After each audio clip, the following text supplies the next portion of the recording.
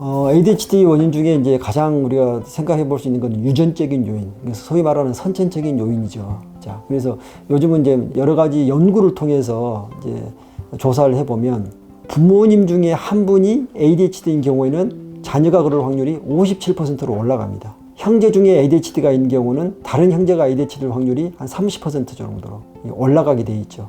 물론 전부 다 유전된다는 건 아니지만 유전적인 성향이 있는 질환이라고 볼 수가 있겠습니다. 그 ADHD를 유발할 수 있는 여러 가지 원인이 있는 여러 가지 요인들이 있을 수가 있는데 그 대표적인 것들을 이제 우리가 하나씩 짚어본다면 예를 들어서 이제 산모가 아이를 임신하고 있는 동안에 술이라든지 담배 그런 거를 우리가 하는 경우 영향을 줄 수가 있고요. 출산할 때 어떤 손상이라든지 어떤 합병증이 있는 경우 내지는 저체중아 이런 경우도 우리가 영향을 줄 수가 있습니다. 그리고 여러 가지 감염성 질환 예를 들어서 아이를 키우다 보면 이 뇌막염, 뇌수막염 이런 감염성 질환에 우리가 노출되는 경우가 있거든요. 그런 것들. 그리고 열성 경련을 하는 경우가 있죠. 열이 나는 경우에 경기를 하면서 좀 그걸 이제 몇 차례 경험하는 경우도 있겠죠. 열성 경련이라든지. 그리고 뇌의 어떤 외상 내지는 이제 여러 가지 어떤 주변의 어떤 환경적인 부분에서 어떤 독성 물질에 노출되는 것 이런 것들 여러 가지 원인들이 원인 요소로 작용할 수가 있습니다. 그리고 결론적으로는 뭐냐?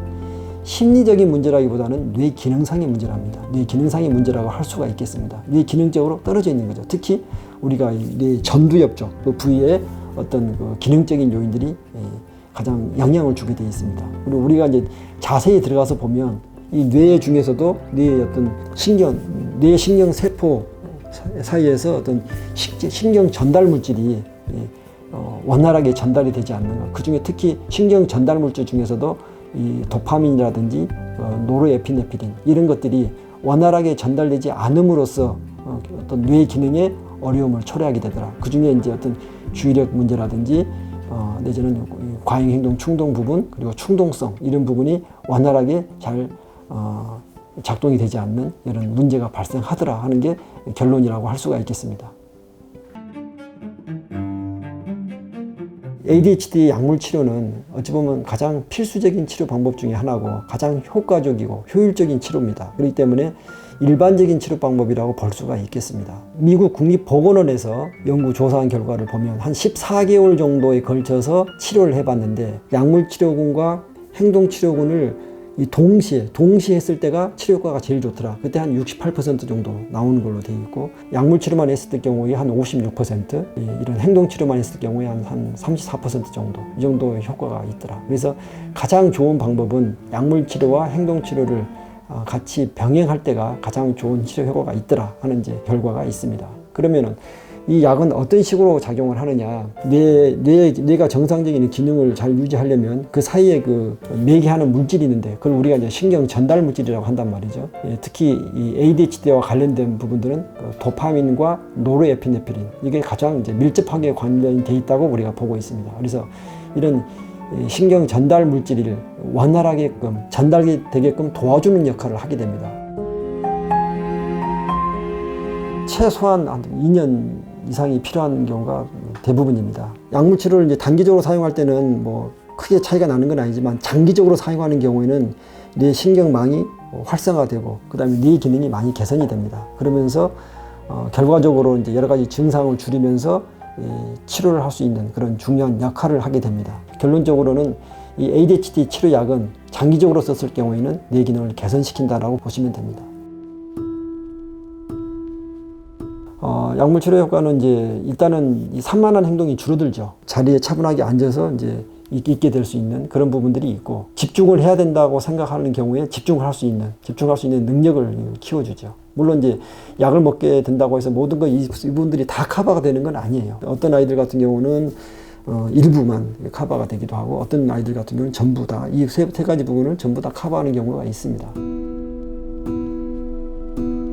ADHD 어떤 치료약에서 가장 흔히 나타나는 부작용은 일단 식욕이 떨어지는 겁니다. 식욕. 그 중에서도 아침, 점심, 저녁 중에 특히 점심 식욕이 떨어지죠. 저녁 때가 되면 보통 식욕이 다시 돌아옵니다. 두 번째는 이제 수면에 영향을 줄 수가 있는데요.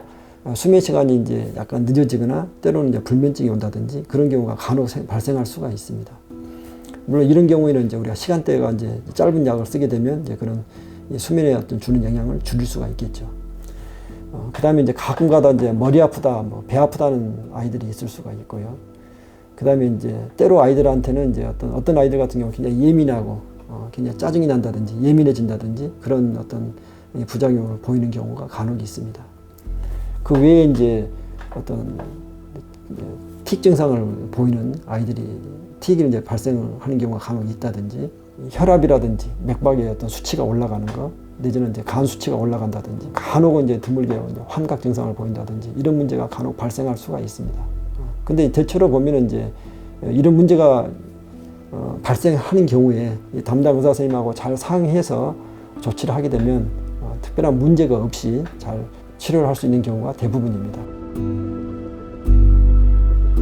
단기적으로 사용하는 경우에는 똑같아집니다. 하지만 장기적으로 우리가 2년 이상 사용하는 경우에 보면 점차적으로 뇌 기능이 개선이 됩니다. 그래서 어느 시점에 가서는 증상이 없어지는 경우도 있습니다. 약물 치료를 하다 보면 약을 끊을 수 있는 시점을 우리가 저울질을 하게 되는데요. 저 같은 경우는 특히 이제 2년, 3년 지나고 나면 언제 약을 끊을지에 대해서 항상 주목을 하게 되거든요. 우리가 약을 끊을 수 있는 시점이 언제냐? 약을 먹을 때와 안 먹을 때가 별 차이가 안 나는 시점이 오거든요. 어느 시점에 가서는. 그때가 약을 끊을 수 있는 시점입니다.